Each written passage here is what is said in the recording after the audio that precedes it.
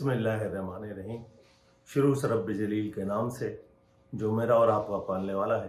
درود و سلام ختم مرتبت احمد مصطفیٰ صلی اللہ علیہ وآلہ وسلم اور ان کے آل پاک پر.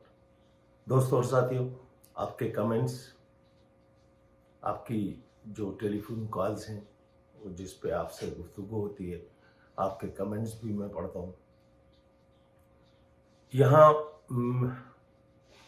جو ایم کیو ایم آج سے 30 سال پہلے جو ایم کیو ایم جس طریقے سے کام کر رہی تھی،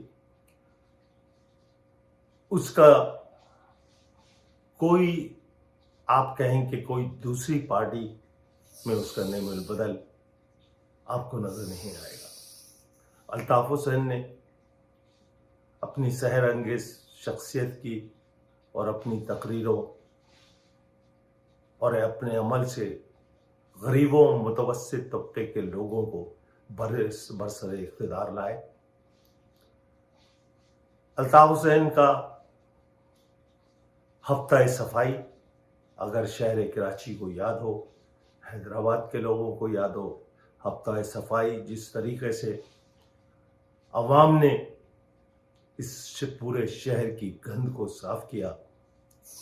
وہیں 1987 میں الطاف حسین نے دستگیر میں مفت بازار کا 3 روزہ کیمپ لگایا. الطاف حسین نے کبھی کسی آٹے، کسی چاول کے تھیلے پر اپنی تصویر آویزہ نہیں کی. بلا رنگ و نسل، بلا تفریق، نہ کوئی عورت نہ کوئی بچہ کسی کے پاؤں تلے کچلا گیا. ایک منظم، ایک پورے سسٹمیٹک وے میں یہ مفت بازار 3 دن چلتا رہا اور شہر کے وہ تمام نادر جو ضرورت مند تھے ان کو اشیاء خوردنوش تقسیم کی گئیں. ہزاروں لاکھوں کی تعداد میں آٹے، چینی، چاول، گھی لوگوں کو تقسیم کیا گیا. ہم نے یہ تمام لیبر ڈویژن، آپ 1987 کی وہ تصویر الطاف بھائی کے ساتھ آپ سب دیکھ سکتے ہیں، وہ اخبارات میں بھی آئی. اس میں ہراول دستے کا کردار اگر کسی نے ادا کیا ہفتہ صفائی میں اور مفت بازار میں تو وہ لیبر ڈویژن تھا، جو شہزاد مرزا، سلیم یوسف، محمد اسلم، سعید الحسن، اعجاز، یہ تمام لوگ اس پکچر میں موجود ہیں جہاں 3 دن لوگوں کو بلا رنگ و نسل راشن دیا گیا. بغیر الطاف حسین کی تصویریں لگائے ہوئے آٹوں کے تھیلے پہ یا چینی کے تھیلوں پہ یا کپڑوں پہ یا جوتوں پہ. اور یہ مخیر حضرات جو کراچی سے تعلق رکھتے تھے، جو مختلف انڈسٹریز کے مالک تھے، انہوں نے کسی کے ماتھے پہ بندوق رکھی نہیں گئی، کسی کو پرچی بھیج کے دھمکی نہیں دی گئی. اس شہر کے مخیر حضرات، انہوں نے لبیک کہا، وہ آگے بڑھے اور ہزاروں لاکھوں کی تعداد میں انہوں نے ہمیں اشیاء خورد و نوش فراہم کی. اور اس پورے نظام کو لیبر ڈویژن نے آرگنائز کیا. آپ ایک واقعہ 3 دن میں بد نظمی کا یا کسی کے زخمی ہونے کا یا ہلاک ہونے کا آپ نہیں دکھا سکتے. یہ الطاف حسین کا کارنامہ غریبوں کی بستی سے، اس میں بہت سارے لوگ ایسے تھے جو بیچارے روزگار بھی نہیں رکھتے تھے، کیونکہ کراچی کو کوٹا سسٹم کی لعنت پہ हमारे पढ़े लिखे नौजवानों को नौकरियों से महरूम कर दिया गया। लेकिन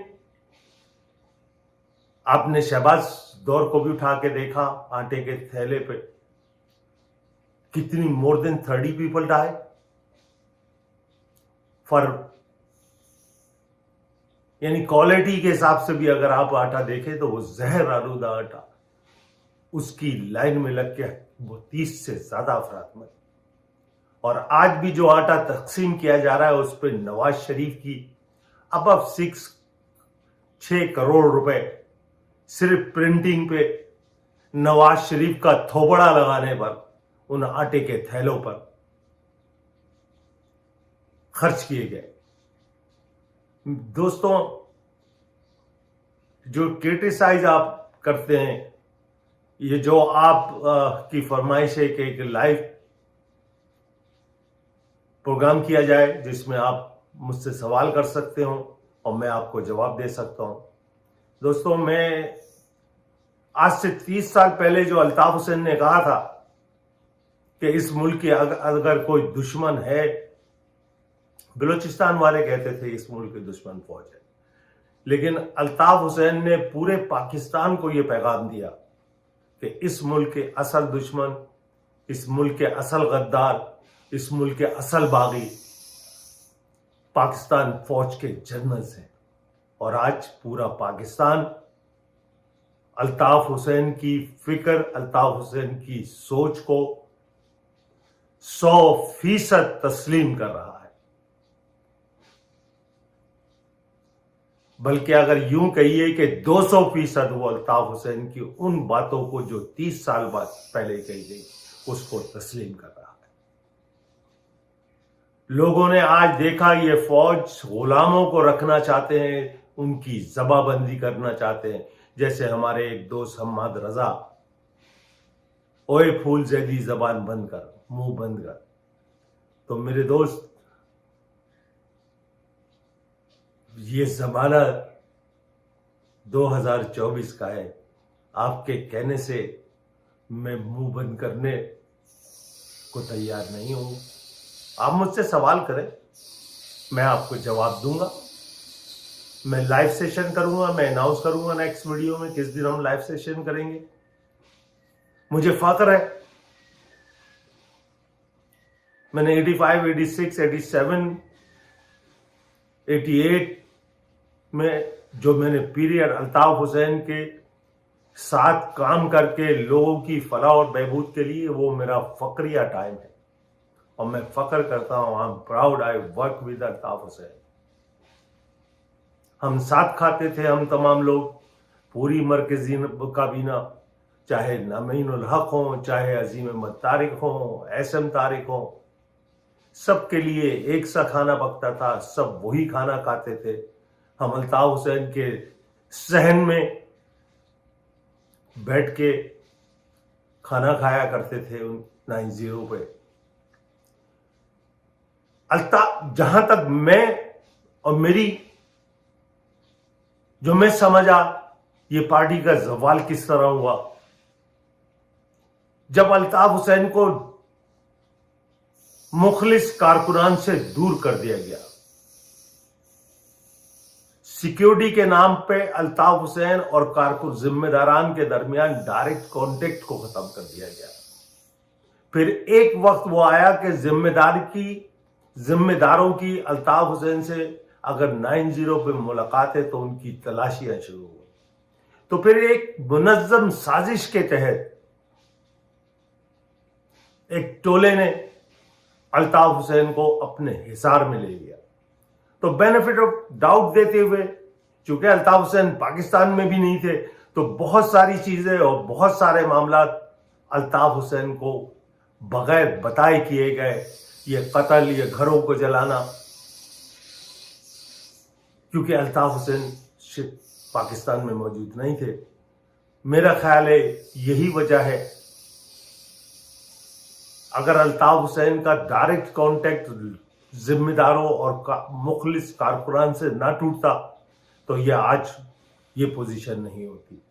लेकिन आज भी अल्ताफ हुसैन जरूरत है इस शहर की, آج بھی ہم الطاف حسین کے ساتھ کام کرنے کو تیار ہیں، تو اس کی بنیادی وجہ یہ ہے، جب چور، غاصب، لٹیرے، ڈاکو، راہزن جب وہ اکٹھا ہو سکتے ہیں تو مہرنگ بلوچ، الطاف حسین، عمران خان، محمود اچکزئی کیوں نہیں اکٹھا ہو سکتے؟